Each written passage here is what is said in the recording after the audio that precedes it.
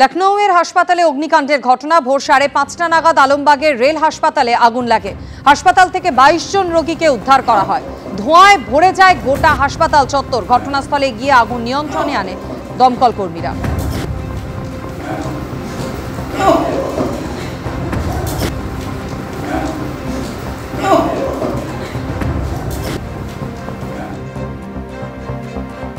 শ্রেয়াস আইয়ারের চোটের অবস্থা গুরুতর। ঝুঁকি না নিয়ে তাকে আইসিইউতে নিয়ে যাওয়া হয়েছে। সিডনির হাসপাতালের আইসিইউতে ভর্তি ভারতের একদিনের ক্রিকেট টিমের সহ অধিনায়ক শ্রেয়াস আইয়ার। এই বিষয় নিয়ে আরো বিস্তারিত আমাদের জানাবেন প্রতিনিধি সৌমিত্র রায় আমাদের সঙ্গে রয়েছেন। সৌমিত্র, তার শারীরিক কি সমস্যা এখন রয়েছে হাসপাতাল সূত্রে তোমার কাছে কি খবর? দেখো মাধুরী, শ্রেয়াস আইয়ারের জন্য সময়টা ভালো যাচ্ছে না। লাল বলের ক্রিকেটে চোটের জন্য তিনি ইতিমধ্যেই মাঠের বাইরে রয়েছেন এবং সাদা বলের ক্রিকেটে ওয়ানডে ফরম্যাটে তিনি অস্ট্রেলিয়ার বিরুদ্ধে দারুণ ফর্মে ছিলেন এবং গত শনিবার অস্ট্রেলিয়ার বিরুদ্ধে তৃতীয় ওয়ানডে ম্যাচে ফিল্ডিং করার সময় হর্ষিত রানার বলে অ্যালেক্স ক্যারির ক্যাচ ধরতে গিয়ে তিনি মাঠে পড়ে গিয়ে বাঁদিকের পাঁজরে চোট পান। সঙ্গে সঙ্গে যে ছবিটা দেখতে পাওয়া যায়, তিনি মাঠের মধ্যেই বাঁদিকের বুক ধরে তিনি শুয়ে পড়েন। সঙ্গে সঙ্গে ভারতীয় দলের ফিজিও কমলেশ জৈন তিনি মাঠে ছুটে আসেন এবং তার প্রাথমিক চিকিৎসা করা হয়। প্রাথমিক চিকিৎসা করার পরও তিনি সুস্থ হননি। কমলেশ জৈন ভারতীয় দলের ফিজিও এবং সতীর্থদের সঙ্গে তিনি মাঠ ছাড়েন। তারপরে সঙ্গে সঙ্গে তাকে সিডনি ক্রিকেট গ্রাউন্ড থেকে হাসপাতালে ভর্তি করা হয়। গত শনিবারই তাকে সিডনির হাসপাতালে ভর্তি করা হয়েছিল। এই মুহূর্তে যেটা খবর পাওয়া যাচ্ছে যে তার শারীরিক অবস্থা গুরুতর এবং তার বাঁদিকের পাঁজরে যে চোট লেগেছিল সেই বাঁদিকের পাঁজরে ইন্টারনাল ব্লিডিং হয়েছে। যে কারণে এই ইন্টারনাল ব্লিডিং যেহেতু হয়েছে সেই কারণে তাকে আইসিইউতে ভর্তি রাখা হয়েছে। হাসপাতাল সূত্র মারফত যেটা খবর পাওয়া যাচ্ছে যে আইসিইউতে তিনি আগামী 5 থেকে 7 দিন তাকে আইসিইউতে রাখতে হবে। কারণ যেহেতু প্রথমে ভারত বিসিসিআই এর পক্ষ থেকে জানানো হয়েছিল যে শ্রেয়াস আইয়ারের বাঁদিকের পাঁজরে তার চোট লেগেছে, কিন্তু ইন্টারনাল ব্লিডিং এর কথা বিসিসিআই এর পক্ষ থেকে জানানো হয়নি। আজ যেটা খবর পাওয়া যাচ্ছে সেখানে জানতে পারা যাচ্ছে যে বাঁদিকের পাঁজরে তার ইন্টারনাল ব্লিডিং হয়েছে, সেই কারণেই তাকে আইসিইউতে ট্রান্সফার করা হয়েছে।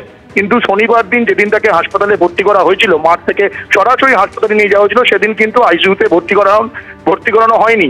আজ তাকে আইসিইউতে ট্রান্সফার করা হয়েছে। তার কারণ যেহেতু ইন্টারনাল ব্লিডিং হয়েছে, আগামী 5 থেকে 7 দিন তাকে আইসিইউতে রাখা হবে, পর্যবেক্ষণে রাখা হবে। তারপর তাকে হাসপাতাল থেকে ছাড়ার ব্যাপারে সিদ্ধান্ত নেওয়া হবে। তবে এই মুহূর্তে শ্রেয়াস আইয়ারের অবস্থা গুরুতর, তিনি আইসিইউতে ভর্তি রয়েছেন এবং আগামী 5 থেকে 7 দিন তিনি আইসিইউতে থাকবেন। এবং সামনের মাসে অর্থাৎ নভেম্বর মাসে যে দক্ষিণ আফ্রিকা সিরিজ রয়েছে, সেই দক্ষিণ আফ্রিকা সিরিজে শ্রেয়াস আইয়ার কার্যত অনিশ্চিত হয়ে পড়লো, এটা বলাই যায়। মাধুরী, ধন্যবাদ সৌমিত্র। বাগবাজারে গৃহবধূকে খুন করে থানায় গিয়ে আত্মসমর্পণ। গৃহবধূ পূজা পুরকায়েতকে গত শনিবার হাসপাতালে নিয়ে যায় শ্বশুরবাড়ির লোকেরা। শরীরে আঁচড়, অস্বাভাবিক মৃত্যু বলেই মনে হচ্ছে পুলিশকে জানায় হাসপাতাল কর্তৃপক্ষ। ময়নাতদন্তের পর জানা যায় শ্বাসরোধ করে খুন করা হয়েছে ওই গৃহবধূকে। স্ত্রীর বিবাহ বহির্ভূত সম্পর্ক আছে এই সন্দেহে খুন করা হয়েছে পূজা পুরকায়েতকে, এমনটাই খবর পুলিশ সূত্রে। শ্যামপুকুর থানা এলাকার বাগবাজারে মহিলা খুন এবং খুনের পরে থানায় গিয়ে আত্মসমর্পণ স্বামীর। যে বিষয়ে জানা যাচ্ছে এই হচ্ছে ঘর, যে ঘর বর্তমানে সিল করা অবস্থায় রয়েছে। গত শনিবার দিনকে বিকেল বেলা এখান থেকে সংজ্ঞাহীন অবস্থায় বাড়ির যারা সদস্যরা অর্থাৎ পূজা পুরকায়েতে যারা শ্বশুরবাড়ির লোকজন তারা দেখেন যে পূজা এখানে সংজ্ঞাহীন অবস্থায় মেঝেতে পড়ে রয়েছে। তাকে উদ্ধার করে হাসপাতালে নিয়ে যায়, কিন্তু হাসপাতালে নিয়ে যাওয়ার পরবর্তীকালে তার স্বামীর কোনোভাবে খোঁজ পাওয়া যাচ্ছিল না এবং হাসপাতালে যখন নিয়ে যায়, হাসপাতাল থেকে খবর গিয়ে পৌঁছায় পুলিশের কাছে। তারা মনে করে যে এই মৃত্যুর পিছনে অস্বাভাবিকতা তারা লক্ষ্য করে।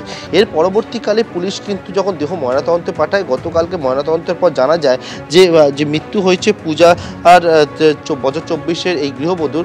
তার মৃত্যুর পেছনে রয়েছে তাকে শ্বাসরোধ করে খুন করা হয়েছে এবং গোটা ঘটনার পর তার স্বামীর খোঁজ করা হলো, স্বামীর খোঁজ মিলছিল না। পরবর্তীকালে শ্যামপুকুর থানায় গিয়ে তার স্বামী আত্মসমর্পণ করে এবং যে বিষয়টা তার স্বামী জানায় যে সে কিন্তু তার স্ত্রীকে শ্বাসরোধ করে খুন করেছে বলে পুলিশ সূত্রে আমরা জানতে পারছি। অন্যদিকে এই গোটা ঘটনার পরিপ্রেক্ষিতে কি কারণ, কেন খুন, সেই বিষয়ে পুলিশ জানার চেষ্টা করছে। তবে এখনও পর্যন্ত যে বিষয় অভিযুক্ত দাবি করেছে বলে উঠে এসেছে সেটি হচ্ছে যে স্ত্রীর বিবাহ বহির্ভূত সম্পর্ক রয়েছে বলে সে সন্দেহ করতে এবং তারই জেরে গত শুক্রবার দিন মধ্যরাতে তার দুজনের মধ্যে গণ্ডগোল এবং তার পরবর্তীকালে শ্বাসরোধ করে খুনের ঘটনা বলে সে জানিয়েছে। পুলিশ এখন গোটা ঘটনা তদন্ত শুরু করেছে। খুনের ধারায় মামলা রুজু হয়েছে এবং এই যে ঘটনাস্থল সেটা সিল করা অবস্থায় রয়েছে, পুলিশি প্রহরা এখানে বসানো হয়েছে। ক্যামেরা দিব্যেন্দু সিংহের সঙ্গে পার্থপ্রতিম ঘোষ, এবিপি আনন্দ, কলকাতা।